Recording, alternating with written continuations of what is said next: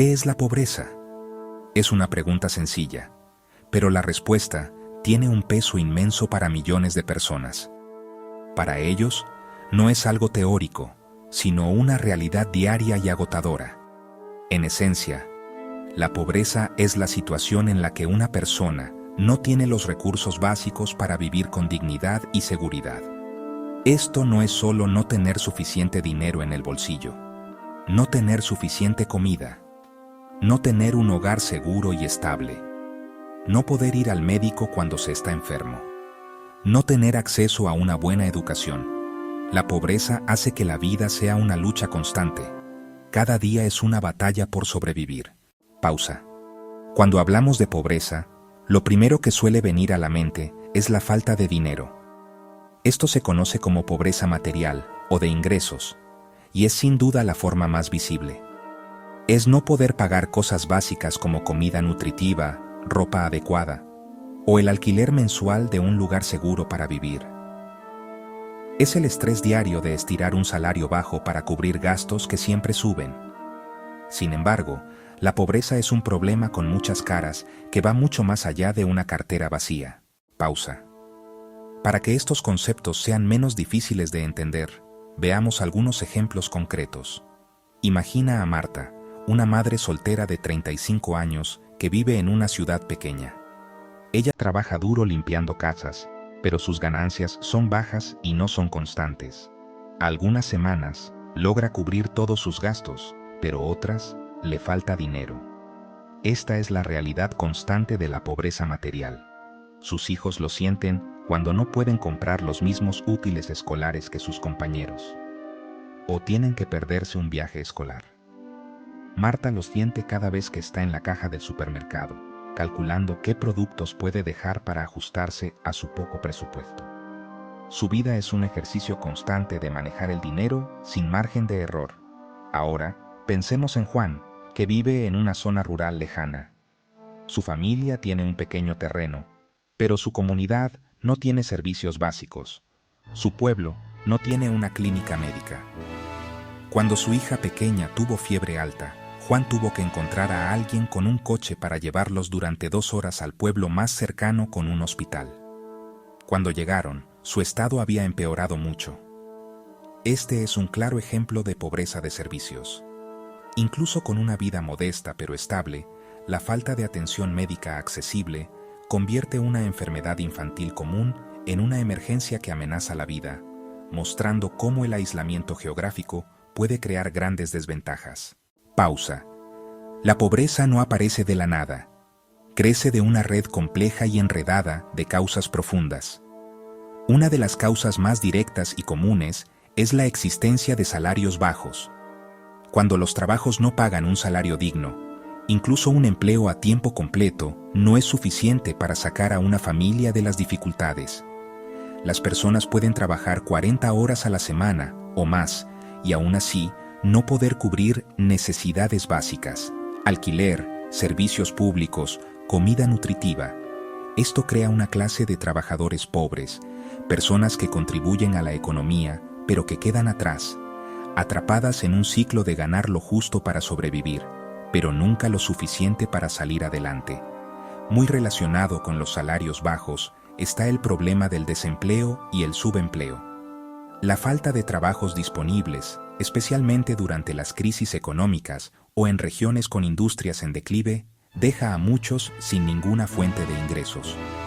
Esta pérdida repentina de trabajo puede agotar rápidamente los ahorros y empujar a las familias a una crisis. Además, el aumento de trabajos precarios, a tiempo parcial, temporales o de la economía colaborativa, a menudo significa falta de estabilidad, beneficios y protección para los trabajadores.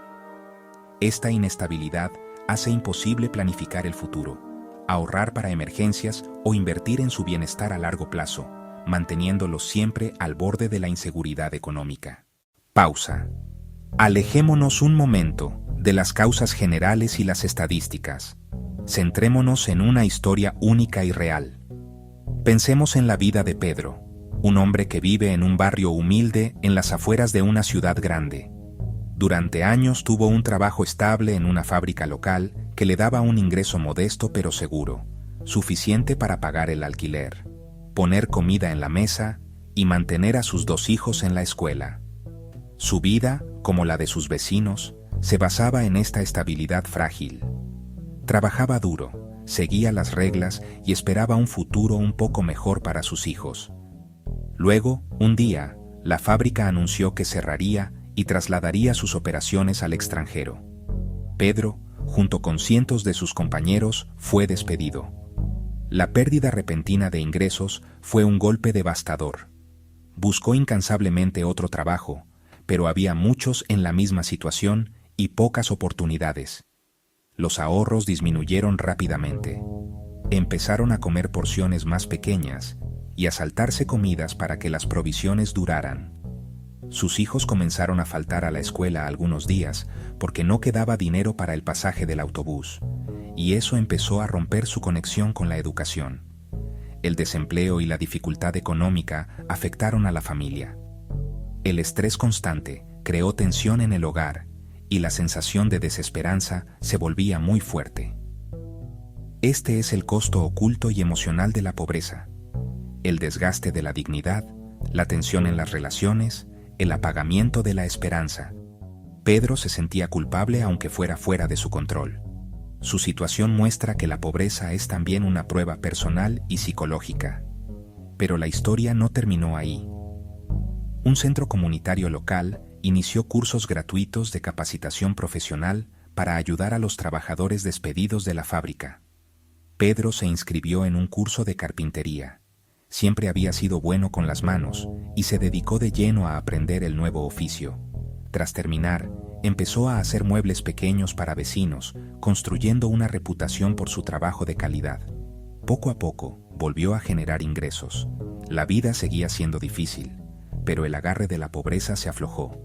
La historia de Pedro muestra la resistencia humana y el impacto transformador del apoyo comunitario y específico.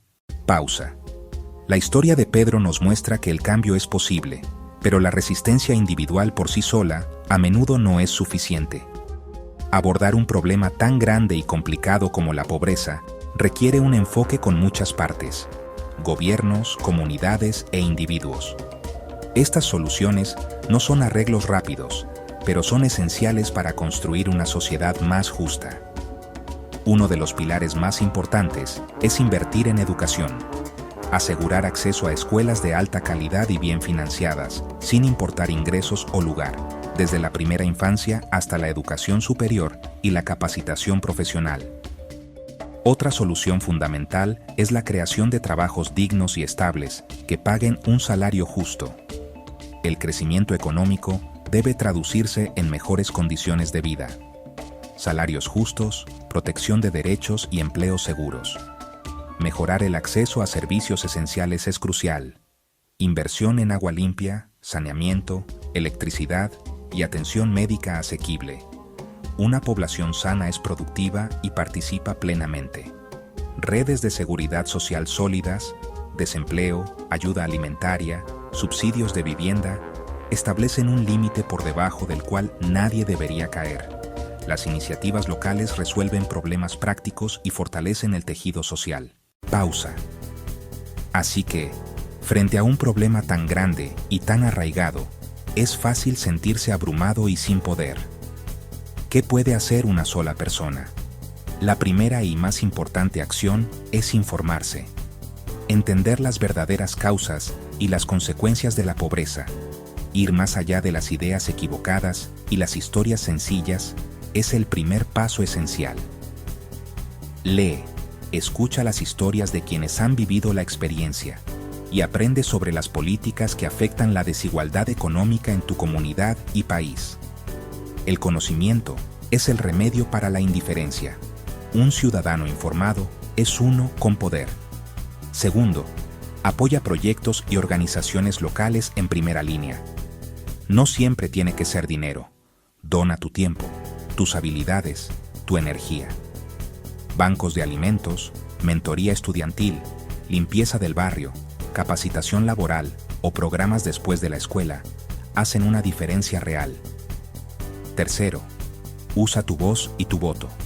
Las decisiones públicas importan. Salarios, educación, salud, apoyo social. Vota y participa para exigir políticas justas y compasivas. Para terminar, la pobreza no define a una persona, define una situación. Y las situaciones se pueden cambiar.